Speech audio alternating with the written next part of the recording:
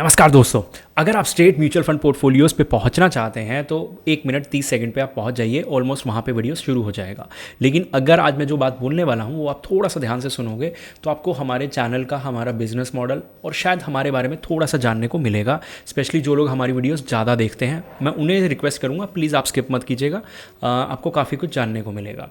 देखो यहाँ पर ना क्या होता है कि हम आप लोगों के लिए कंटेंट प्रोवाइड करते हैं, उसके बाद आप में से काफ़ी लोग हमारे को रीच आउट करते हैं जब हम अपना प्रमोशन करते हैं। इस वीडियो में मैं प्रमोशन नहीं करूंगा हमारा, लेकिन मैं आपको सिर्फ एक बता रहा हूं कि अब बहुत से लोग हमारे से रीच आउट करते हैं और उनमें से काफ़ी कन्वर्ट होते हैं, हमारे क्लाइंट्स बन जाते हैं। मतलब अब मेरे पास मान लो 400 क्लाइंट्स हैं, कुछ लोग कम से करते हैं, कुछ लोग ज़्यादा से करते हैं, वो फ़र्क नहीं पड़ता। लेकिन बात यह है कि क्लाइंट्स इतने ज़्यादा होने के बाद आप थोड़ा सा वहाँ से अर्न कर पाते हो। जब मैं वहाँ से अर्न कर पाता हूँ तो यहाँ पे मैं यूट्यूब चला पाता हूँ, जो कि ऑलमोस्ट फ्री ऑफ कॉस्ट चल रहा है मेरे लिए। तो फ्री ऑफ कॉस्ट इसलिए बोलता हूँ कि अब यहाँ से जो डॉलर्स आते हैं या यहाँ से जो इनकम होती है वो आप आइडिया लगा सकते हैं।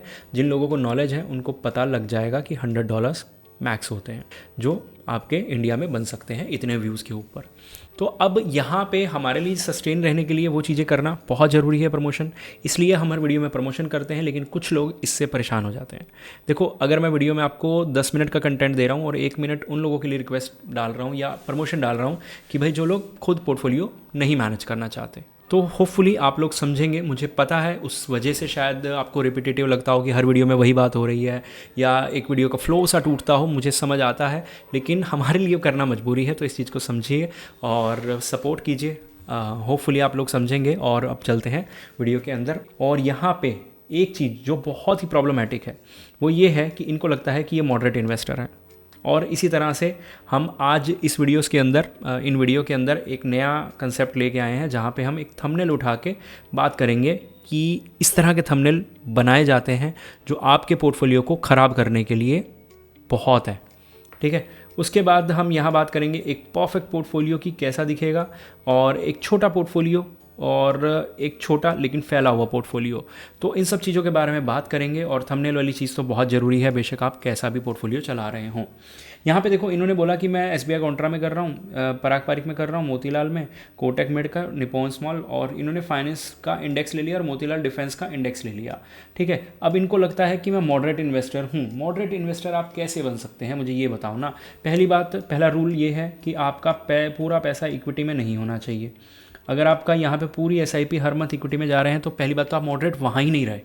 ऊपर से आपने चलो अगर मैं मान लूँ कि इक्विटी के अंदर मैं 3 सेक्शन कर दूँ कि एक होता है पूरा अग्रेसिव, एक मीडियम और मॉडरेट, या फिर एक बिल्कुल थोड़ा कंजर्वेटिव जिसने थोड़ा SBI Contra value large cap में लेके ख़त्म करी बात। लेकिन आपने इन 2 फंड्स के अलावा, चलो आप यहाँ सेव गए, फिर आपने 2 मिड कैप ऐड कर लिए, एक स्मॉल कैप और एक सेक्टोरल, बेशक 1-2 साल के लिए ही क्यों ना किया हो, और फिर डिफेंस का इंडेक्स।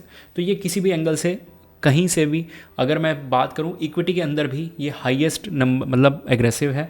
अभी के लिए पोर्टफोलियो ठीक दिख रहा है, कोई दिक्कत नहीं है। मुझे पता है आप इसलिए बोल रहे हो कि पराग पारिक में आपने 3000 डाला हुआ है और SBI कॉन्ट्रा में तो ऑलमोस्ट 50% पैसा आपका, 50% पैसा लार्ज कैप में ही है।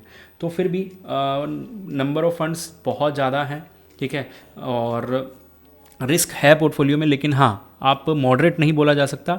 लेकिन अगर हम अपना खुद का ही एक वो बना लें, जैसे नॉर्मली क्या बोला जाता है कि इक्विटी के अंदर आप पैसा डाल रहे हो तो आप एग्रेसिव इन्वेस्टर हो, ये समझना। और मैं क्या बोलता हूँ, मैंने अपना ही रैंकिंग बना रखी है। मैं इक्विटी के अंदर बोलता हूँ कि आप या तो एग्रेसिव या मॉडरेट या फिर एक कंजर्वेटिव हो। तो आप मेरे हिसाब से मॉडरेट हो सकते हो अपने हिसाब से, लेकिन सेबी के हिसाब से या AMC के हिसाब से आप बिल्कुल भी मॉडरेट नहीं हो। इस चीज़ को समझना, ठीक है। तो ये चीज़ नॉर्मली कहीं भी प्रोफेशनली यूज़ ना करें कि आप मॉडरेट हो। एक और चीज़, नॉर्मली लोग पूछते हैं कि सर हमें SIF बाय करना है, बेस्ट ऐप बता दीजिए जो हमें रिस्क भी बताए। मैं कह रहा हूँ रुबजी जैसी ऐप नहीं है। रीज़न मैं बहुत क्लियर रीज़न देता हूँ, और अगर इसको कोई झूठ साबित कर सके तो बताना मुझे। पहली चीज़, कोई भी ऐप आपको ये नहीं बताती कि आप रिस्क कितना ले रहे हो। जब भी हम बाय करते हैं तो एक्सपेक्टेड रिटर्न देखते हैं, पास्ट को देख के 10, 12, 15%। लेकिन आपके पोर्टफोलियो में रिस्क कितना ऐड हो रहा है उस पर्टिकुलर फंड को ऐड करने के बाद, वो कोई भी ऐप नहीं बताती, एकमात्र रुबजी है, ठीक है। सेकंड चीज़ ये हो जाती है कि जो ऐप मतलब बकेट बनाने के पैसे लेते हैं वो यहाँ पे आप फ्री ऑफ कॉस्ट बना सकते हो।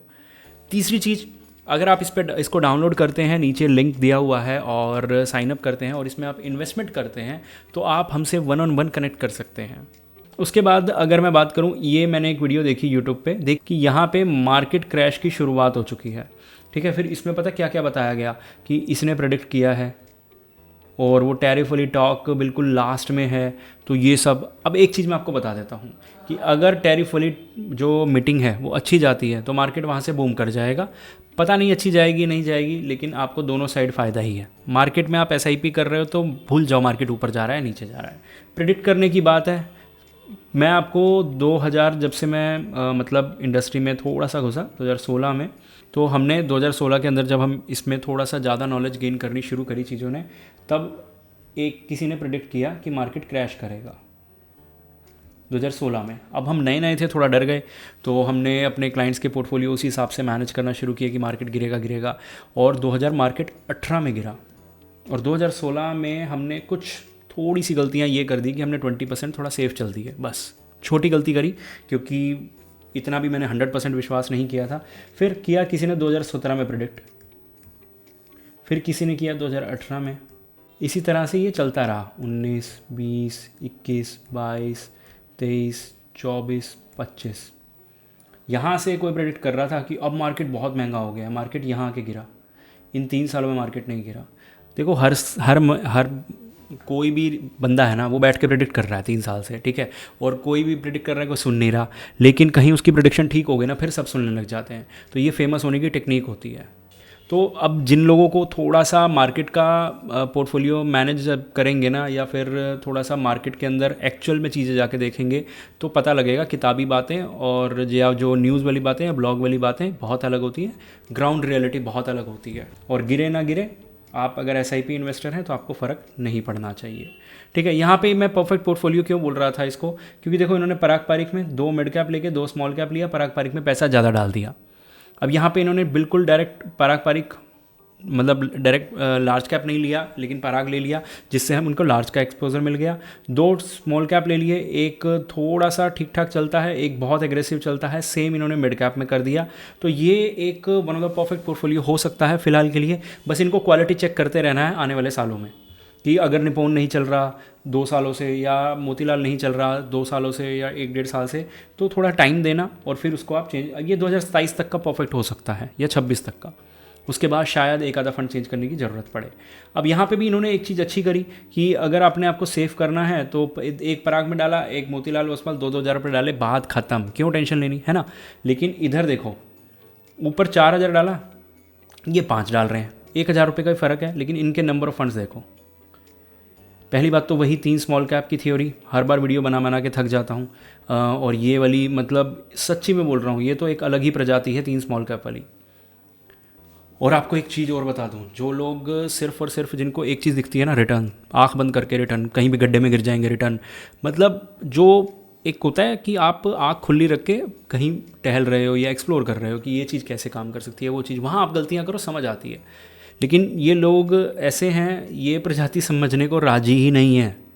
तो मैं यहाँ नहीं समझाऊंगा, क्योंकि मैं पिछले 1 महीने में 2 डेडिकेटेड वीडियो बना चुका हूँ इस टॉपिक पे कि 3 स्मॉल कैप लेना बिल्कुल बेवकूफ़ी साबित हो सकता है। और अगर आप इस कैटेगरी में हैं तो ध्यान रखिए, 3 स्मॉल कैप मेरे हिसाब से बेवकूफ़ी है। आगे आपकी मर्जी है, क्योंकि वीडियो एजुकेशनल पर्पस है, कोई मैं आपको यहाँ पे एडवाइजरी नहीं दे रहा। होपफुली आप समझ गए होंगे। मिलते हैं अगली वीडियो में।